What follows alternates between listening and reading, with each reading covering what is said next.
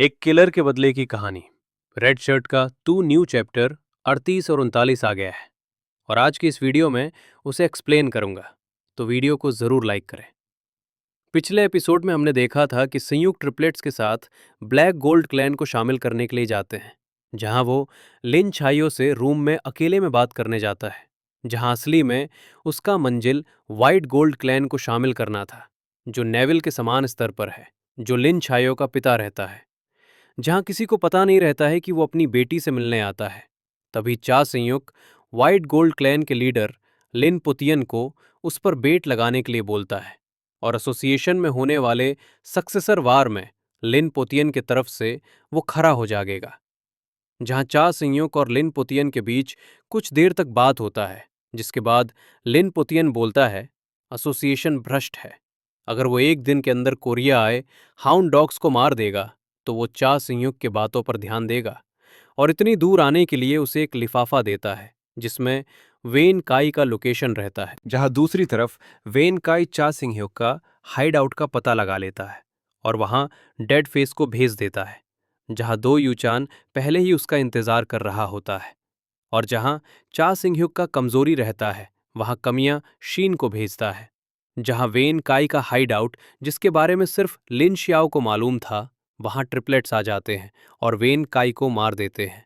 जिसके बाद चा सिंह्युक खुद कमियां शीन को मारने के लिए जाता है और उसे मारता नहीं है बल्कि छिप कर रहने के लिए बोलता है। कमियां शीन चा सिंह्युक को बोलता है कि उसकी कमजोरी उसका बच्चा के बारे में वो जानता है और इवान कार्डिफ के साथ आकर उसे मार देगा। जहां ये सुनने के बाद चा सिंह्युक कमियां शीन को भी मार देता है और दूसरी तरफ डेड फेस का फेस रिवील होता है, जहां वो नेविल्स का नाजायज खून रहता है। जहां दो यूचान और डेड फेस के बीच लड़ाई में मदद करने के लिए ट्रिपलेट्स के चॉय समसुक और चॉय दूसुक वहां आ जाते हैं और तीनों मिलकर डेड फेस को मार देते हैं। जहां दूसरी तरफ चाइना टाउन में ब्लैक गोल्ड क्लेन के हेडक्वार्टर में चा सिंह्युक को चॉय वॉनसुक के साथ देखते हैं, जहां उनके पीछे लिन पोतियन और लिन सियाओ कुछ एल्डर के साथ रहते हैं। तभी हेडक्वार्टर में ओरका आ जाता है, जो लास्ट हाउंड डॉग्स बचा रहता है। तभी एक आदमी आकर लिन पोतियन को बाकी हाउंड डॉग्स के मौत की खबर देता है, जहां ये सुनकर सभी हैरान हो जाते हैं और लिन पोतियन द्वारा चा सिंह्युक को दिए गए समय में अभी भी 1 घंटा बचा रहता है, जहां ओरका और चा सिंह्युक आमने सामने रहते हैं। अब आगे स्टोरी के आगे में बोंग वन को सोफे पर परेशान बैठे हुए देखते हैं, जहां बोंग वन के पास नाम ओंग ओ आता है और बोंग वन को परेशान देखते हुए बोलता है चेयरमैन। जहां बोंग वन अभी भी बहुत परेशान और टेंशन में रहता है। तभी सीन दूसरी ओर चाइना टाउन में ब्लैक गोल्ड क्लेन के हेडक्वार्टर में जाता है, जहां चा सिंह्युक और ओरका काफी देर से आमने सामने खड़े हैं, जहां दोनों में से कोई भी पहले हमला नहीं कर रहा है। जहां उन दोनों को देखकर वहां उपस्थित सभी लोग को हैरान देखते हैं, जहां एल्डर के फेस से भी पसीना आने लगता है। तभी लिन पोटियन को देखते हैं, जो चा सिंह्युक की ओर देखते हुए मन में बोलता है चा सिंह्युक। तभी फाइनली चा सिंह्युक और ओरका को एक दूसरे से फाइट करते हुए देखते हैं, जहां चा सिंह्युक मन में बोलता है अगर मैं इवान कार्डिफ का सामना करना चाहूं तो मुझे बिना किसी बड़ी चोट के जीतना होगा।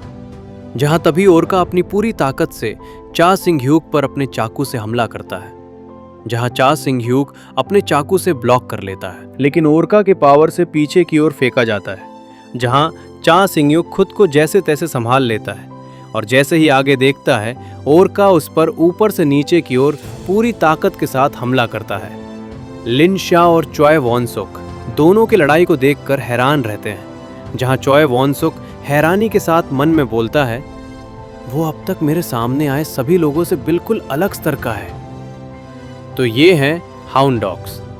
जहां ओरका को काफी गुस्से में देखते हैं, जहां चा सिंह्युक ओरका के हमलों को देख रहा होता है और उसके अटैक को अपने चाकू से ब्लॉक कर रहा होता है। जहां चॉय वॉनसुक चा सिंह्युक की आंखों को देखता है, जहां चॉय वॉनसुक की आंखें खुली की खुली रह जाती है और मन में बोलता है ये एहसास क्या है, पहले भी ऐसा हो चुका है।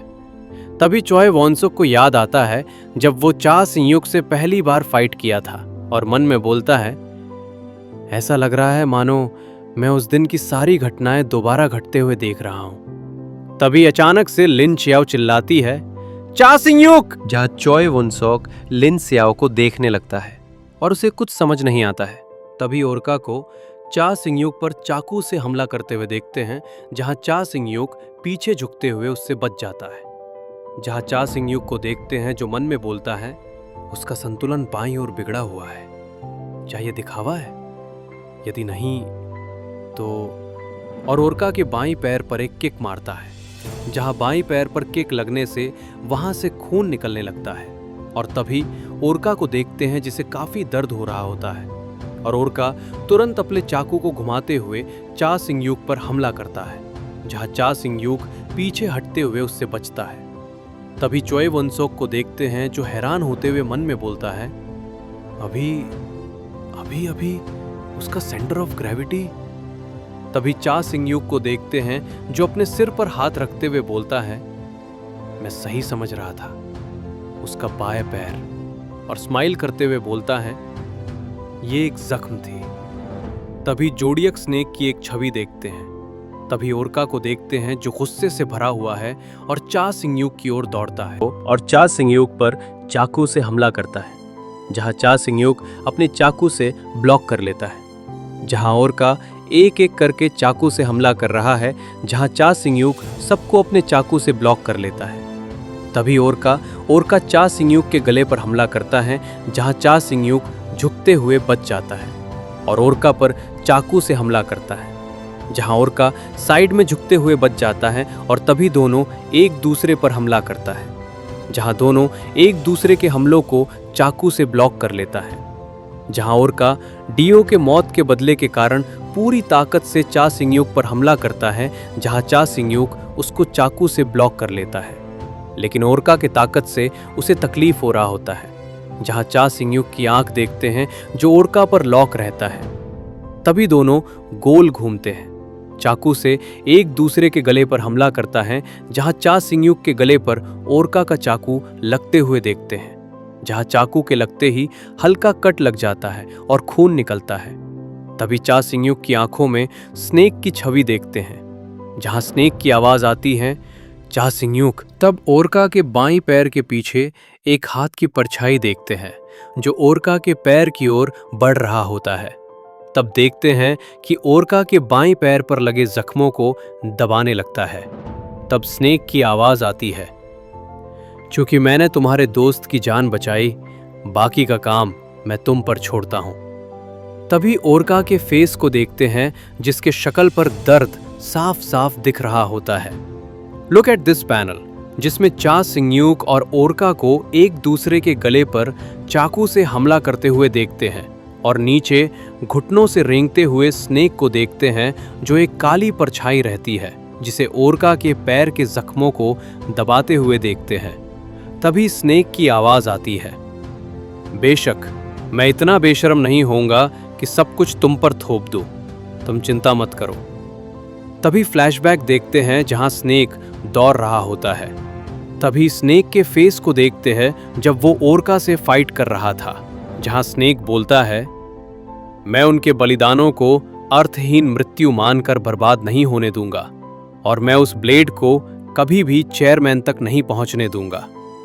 मैं मरने से पहले कम से कम एक वार जरूर करूंगा। और तभी देखते हैं कि स्नेक ओरका के पैर पर अपने शूज ब्लेड से हमला करके जख्मी कर देता है। तभी स्नेक बोलता है, बाकी के लिए। तभी एक हाथ को स्नेक के पैर की ओर बढ़ते हुए देखते हैं, जहां स्नेक के पैर के पास पहुंचने के बाद उसके पैर को पकड़ता है, जहां स्नेक का पैर चाकू में बदल जाता है। तभी प्रेजेंट में देखते हैं जहां ओरका और चा सिंगयूक एक दूसरे के गले पर हमला किए हुए हैं। जहां चा सिंगयूक की चमकती लाल आंखों को देखते हैं और ओरका के फेस को देखते हैं जो दर्द और गुस्से से भरा हुआ है। तभी ओरका की आंख को देखते हैं जो चा सिंगयूक को देख रहा होता है। जहां चा सिंगयूक के पीछे एक परछाई को देखते हैं, जहां ओरका उस परछाई को देखने लगता है, जहां उसे स्नेक की याद आती है। तभी स्नेक की आवाज आती है, इसे मैं तुम पर छोड़ रहा हूं। और तभी ओरका के आंखों के सामने खून के छटे देखते हैं। तभी देखते हैं कि उनमें से एक ने दूसरे के गले को काट दिया। जहां ये देखकर एल्डर को शॉक देखते हैं। तभी सीन दूसरी तरफ जाता है जहां किसी के दौड़ने की आवाज आती है। तभी बोंग वन को सोफे पर बैठे हुए देखते हैं, जहां उसके पास एक आदमी दौड़ते हुए आता है और बोलता है, चेयरमैन अभी अभी डांटे और का। तभी बोंग वन का हैरान चेहरा देखते हैं। तभी फ्लैशबैक देखते हैं जहां बोंग वन चा सिंगयुक से बोलता है, चा सिंगयुक मैं शक्तिहीन हूं, मैं भले ही कमजोर हूं, लेकिन उन्हें मारने के लिए मैं हर संभव प्रयास करूंगा।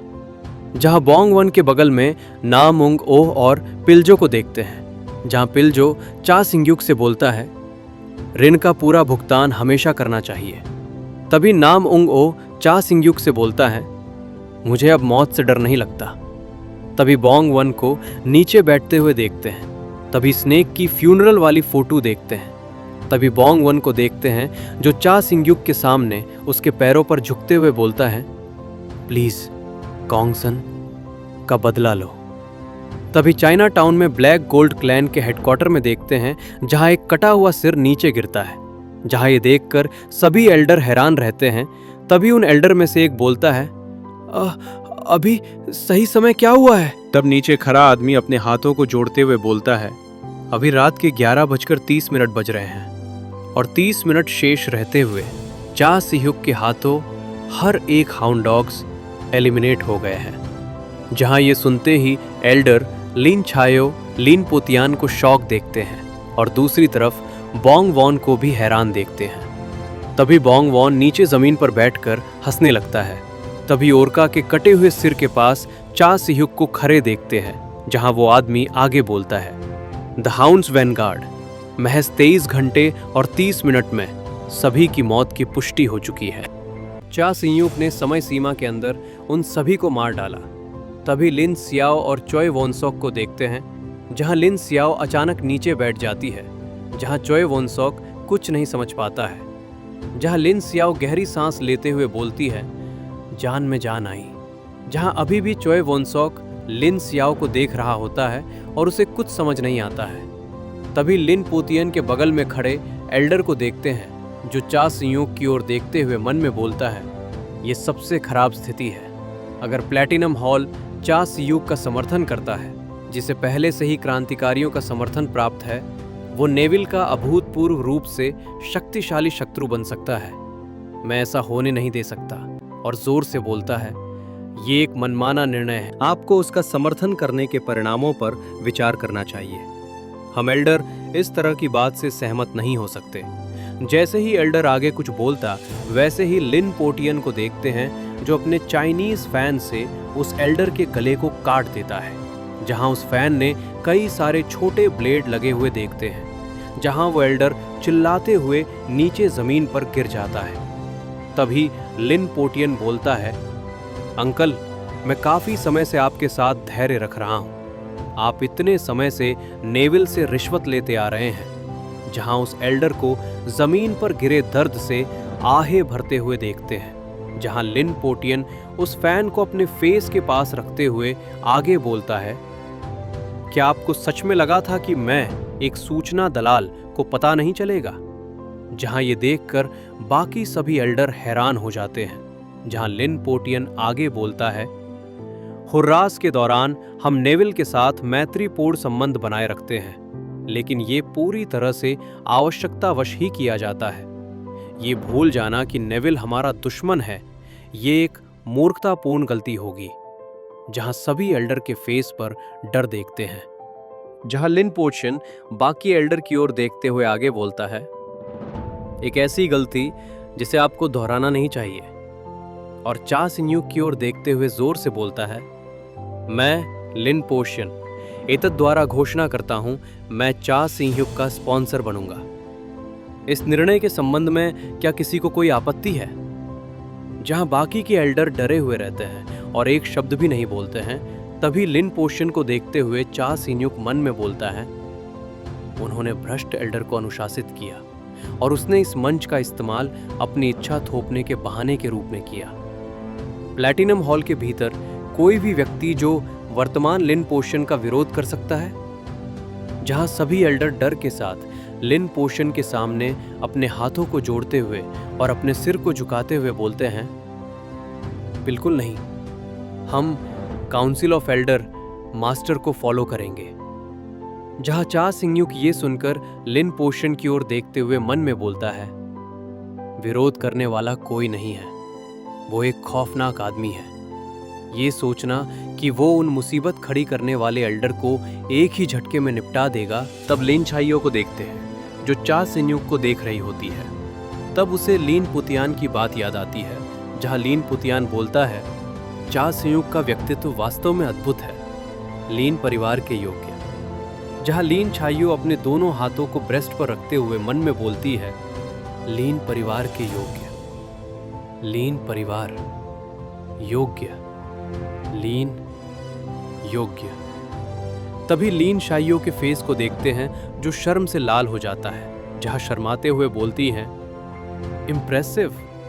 जहां बगल में खड़ा चॉय वॉन सुक लीन शाइयो को शर्माते हुए देखकर हैरान हो जाता है और उसे कुछ समझ नहीं आता है। तभी सीन नेविल पर जाता है, जहां एक आदमी को बीच में खड़े हुए देखते हैं। जहां नेविल फैमिली में रॉयल ब्लड लाइन के रेड शार्क को देखते हैं, जो उस आदमी को बोलता है, ये सोचकर दुख होता है कि द वैंगवार्ड पूरी तरह से नष्ट हो गई थी, ये नेविल के नाम पर कलंक है। तभी नेविल फैमिली में रॉयल ब्लड लाइन के रेड शार्क में एक लंबे बाल वाले आदमी को देखते हैं, जो बोलता है, एक मक्खी को मारने में इतना समय कैसे लग सकता है। जहां नीचे खड़ा आदमी इवान कार्डिफ और डेड फेस का पिता रहता है, जहां वो बोलता है, मैं दूसरी इकाई को तुरंत रवाना कर दूंगा कुलपति जी, मैं आपको फिर कभी निराश नहीं करूंगा। और मन में बोलता है, इवान इवान। तभी एक आदमी को किसी पर पंच मारते हुए देखते हैं, फिर किक मारते हुए देखते हैं। जहां किक और पंच मारने वाला आदमी इवान कार्डिफ का पिता है और मार खाने वाला आदमी इवान कार्डिफ है। जहां इवान कार्डिफ चुपचाप मार खा रहा होता है और एक शब्द तक नहीं बोलता है। तभी इवान कार्डिफ के पिता को मुस्कुराते हुए देखते हैं, जो टेबल पर रखे गिलास को उठाते हुए बोलता है, बोरिंग है, मैं तो पत्थर तोड़ना ज्यादा पसंद करूंगा। और ग्लास में रखे ड्रिंक को पीने लगता है और तभी ग्लास को जमीन पर पटकते हुए तोड़ देता है और खिड़की की ओर देखते हुए इवान कार्डिफ को बोलता है, मैं स्वयं कोरिया जा रहा हूं। और तिरछी नजर से इवान कार्डिफ की ओर देखता है और बोलता है, मैं दूसरी असफलता बर्दाश्त नहीं कर सकता हूं, इस बार चा सिंगयुक को एलिमिनेट करना ही होगा। जहां इवान कार्डिफ कुछ नहीं बोलता है। तभी सीन दूसरी तरफ शिफ्ट होता है, जहां एल्डर यूक जॉन को देखते हैं, जो कुछ लोगों के बीच में खड़ा रहता है। जहां यूक जॉन के अलावा सभी लोग कुछ बारे में बात कर रहे होते हैं। तभी उनमें से एक यूक जॉन को बोलता है, हम इस संस्था को इन भ्रष्ट प्रतिनिधियों के हाथों में नहीं पड़ने दे सकते। जहां दूसरा आदमी बोलता है, बिल्कुल सही, अन्य उत्तराधिकारी उम्मीदवार भी उनसे भिन्न नहीं है। यदि हम अपना कोई उम्मीदवार खड़ा नहीं करते हैं, ये संस्था पूरी तरह से भ्रष्टाचार की चपेट में आ जाएगी। जहां यूक जॉन को चारों ओर से घेरे आदमी द रेवोल्यूशनरीज रहते हैं। जहां रेवोल्यूशनरी बोलते हैं, लेकिन हमारे पास उत्तराधिकार की लड़ाई में चुनाव लड़ने के लिए कोई भी योग्य उम्मीदवार नहीं है। घोषणा होने में अब ज्यादा समय नहीं बचा है। जहां एसोसिएशन के जस्टिस को देखते हैं, जो ये सुनकर काफी परेशान रहते हैं। तभी फेस ढका जस्टिस को भी देखते हैं, जहां एक आदमी बोलता है, हमें किसी को ढूंढना ही होगा, हम चुपचाप खड़े होकर इस संगठन को ढहते हुए नहीं देख सकते, है ना। तभी बताया जाता है कि उत्तराधिकार का युद्ध, एसोसिएशन के उत्तराधिकारी के चयन के लिए एक प्रतियोगिता है। संपूर्ण सत्ता संरचना में आमूलचूल परिवर्तन करने का जीवन में एक बार मिलने वाला अवसर। यदि कोई उत्तराधिकार की लड़ाई जीत जाता है, तो वे एसोसिएशन में व्याप्त भ्रष्टाचार को हमेशा के लिए जड़ से खत्म कर सकते हैं। जहां फेस ढका जस्टिस मन में बोलता है, क्या सचमुच कोई नहीं है? इस रफ्तार से तो ये संस्था पूरी तरह से भ्रष्ट लोगों के हाथों में चली जाएगी। तभी यूक जॉन तीनों एसोसिएशन के जस्टिस को बोलता है, एक रास्ता है, बशर्ते आप इसके परिणामों को संभालने में सक्षम हो।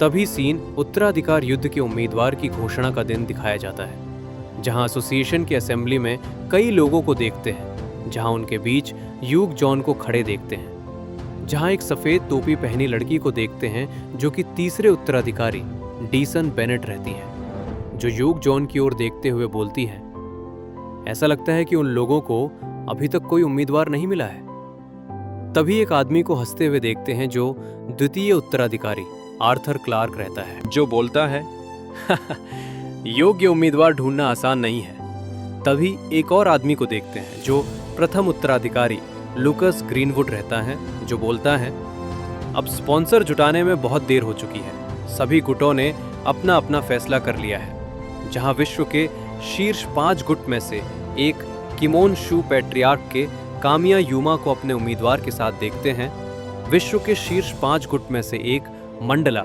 सरदार के ओंकार जोशी को देखते हैं, विश्व के शीर्ष 5 गुट में से एक द ब्लैक कोट के द बॉस आर्डियन मार्सियो को देखते हैं। जहां सभी अपने उम्मीदवार के साथ रहते हैं, तभी घोषणा होती है 6 वेनेरेबल्स, कृपया उत्तराधिकार के युद्ध के उम्मीदवारों की घोषणा करें।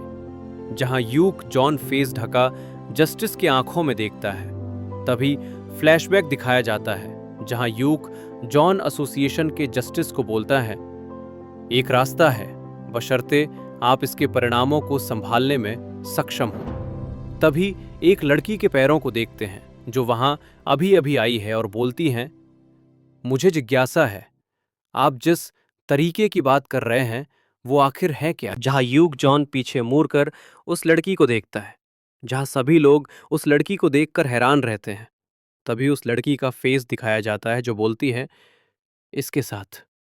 तभी प्रेजेंट का सीन दिखाया जाता है जहां यूक जॉन अपने आंखों को छोटा करते हुए बोलता है मैं चास यूक को नामांकित करूंगा। जहां माहौल पूरा सन्नाटा हो जाता है, तभी अचानक से कोई हंसते हुए बोलता है बिल्कुल बकवास। तभी आर्थर क्लार्क बोलता है इतनी टाल मटोल के बाद आखिर उसके जैसे किसी मामूली व्यक्ति की घोषणा क्यों। जहां तीसरी उम्मीदवार डीसन बेनेट बोलती हैं बिल्कुल सही, चास ह्यूग के पास न तो प्रभाव है और न ही स्पॉन्सर जो इन आवश्यकताओं को पूरा कर सके। मैं समझती हूं कि आप हताश हैं, लेकिन शायद बेहतर होगा कि आप इस उत्तराधिकार युद्ध से दूर रहें। तभी दरवाजे की खुलने की आवाज आती है, जहां तीसरे उम्मीदवार की बातों को सुनकर दरवाजे से आया आदमी बोलता है मुझे जो सुनने को मिल रहा है वो मुझे बिल्कुल भी पसंद नहीं आ रहा है। जहां दरवाजे पर आया आदमी लिन पोशियन रहता है, जो अपने फैन को खोलते हुए हवा करने लगता है। जहां उसे देखकर सभी लोग हैरान हो जाते हैं और बोलता है ये आदमी यहां क्यों है। तभी यूक जॉन को हंसते हुए देखते हैं। तभी लिन पोटियन यूक जॉन की ओर जाते हुए बोलता है आप कहते हैं कि योग्यताएं आवश्यक हैं, और यूक जॉन के बगल में जाकर खड़ा हो जाता है और बोलता है क्या आप ये कहना चाह रहे हैं कि मैं अकेला काफी नहीं हूं। जहां वाइट गोल्ड क्लैन मतलब प्लैटिनम हॉल मास्टर लिन पोटियन विश्व के शीर्ष 5 गुटों में से एक है, और लिन पोटियन अपने फैन को बंद करते हुए बोलता है परिचय देने में देरी के लिए क्षमा चाहता हूं, मैं चा सीह्युक का स्पॉन्सर लिन पोटियन हूं। जहां ये सुनकर सभी उम्मीदवारों को थोड़ा हैरान देखते हैं। जहां फेस ढका जस्टिस मुस्कुराते हुए मन में बोलता है प्लैटिनम हॉल ने चा सीह्युक के साथ हाथ मिला लिया है, क्वालिफिकेशंस मिल गई है। तभी चा सीह्युक को देखते हैं जो बैंडेज लगा रहा होता है। जहां एक लड़की को देखते हैं जो चा सीह्युक को बोलती है इसके साथ ही हमारे रास्ते में अब कोई बाधा नहीं रहनी चाहिए। जहां चा सीह्युक शर्ट पहनते हुए मन में बोलता है अब बाधाओं को दूर करने का समय आ गया है। तभी सीन इवान कार्डिफ पर जाता है, जो खिड़की की ओर देखते हुए बोलता है सभी तैयारियां पूरी हो चुकी हैं। गद्दार 2 यूचा और ट्रिपलेट्स, उनका स्तर हाउंड डॉग से कहीं अधिक है। तभी हाउंड डॉग्स के टीम 3 और टीम 4 हेडक्वार्टर के के ठीक फैंग बाहर और खड़ा है। मोलर को देखते हैं। जहां इवान कार्डिफ आगे बोलता है फैंग और मोलर टीमों को सतर्क रहना होगा। और अंत में चा सीह्युक, अगर तुम्हारा उससे आमना सामना हो तो पीछे हट जाना, मेरे अलावा जो भी आएगा उसकी मौत ही होगी।